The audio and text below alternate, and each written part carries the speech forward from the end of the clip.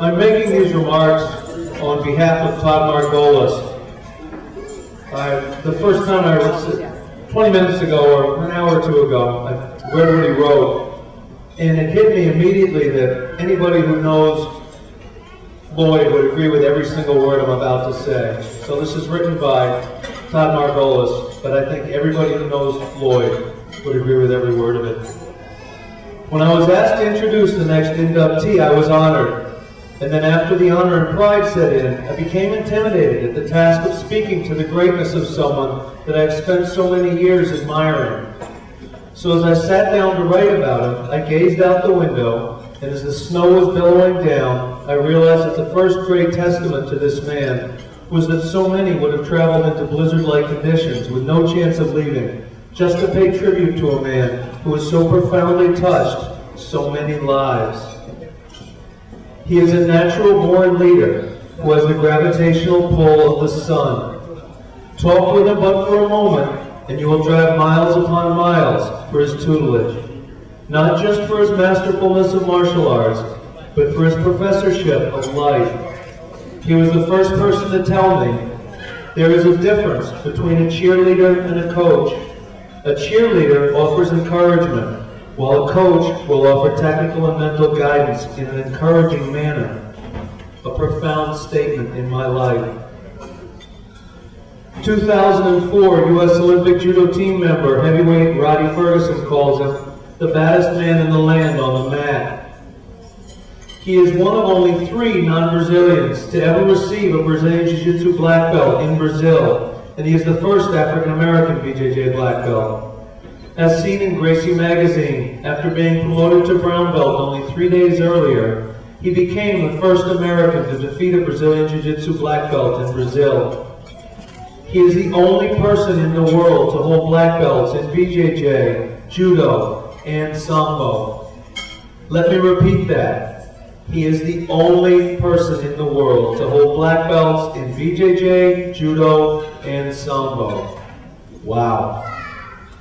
Starting martial arts at the age of 3 years old, he caught the world's eye early and became legendary for his leg locks. 3-time BJJ world champion Fabio Gurgel calls him the king of leg locks. He is a 2-time national Sambo champion, a 2-time national Judo champion, and world-recognized Jiu-Jitsu competitor and coach. In 2002, he was named the United States Judo Federation International Coach of the Year, and only 2 years later produced his first Olympian. And if you thought the aforementioned would be enough, he continues to pursue much loftier goals. As Elwood said in the Blues Brothers, we're on a mission from God. He is truly on a mission from God to positively affect every willing person on this planet. His grappling blueprint is a revolutionary method to bring your game to the highest level in the shortest period of time. He is the author of the best-selling books, NHB Strength Training, The Grappling Game Plan, The Nutritional Game Plan, and How to Reduce Injuries in Combat Sports. Ladies and gentlemen, it is my great pleasure and distinguished honor to introduce as a founding member of the Grappling Hall of Fame, my friend, my coach, my mentor, Master Lloyd Irvin.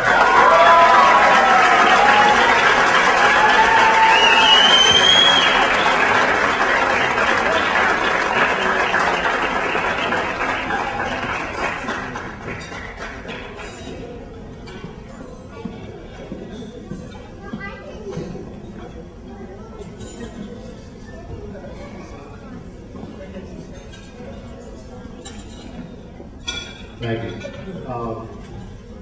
I clearly remember the very first time that one of my friends with Wayne Johnson told me I had to come over and watch a tape. And on this tape, it was Ultimate Fighting Championship #1. And that day, I saw Royce Gracie fight in the Ultimate Fighting Championship. And from that day, I knew for a fact that I wanted to dedicate my life to Brazilian Jiu-Jitsu. It's been an honor to have Brazilian Jiu-Jitsu lead me into Judo and lead me into Sambo. It's been a blessing to be able to compete on a national and international win in Brazilian Jiu-Jitsu, Sambo, and Judo. Traveling to Brazil, I call Brazil my second home, and having great members like Jacques Ray, who's a living legend in Brazil.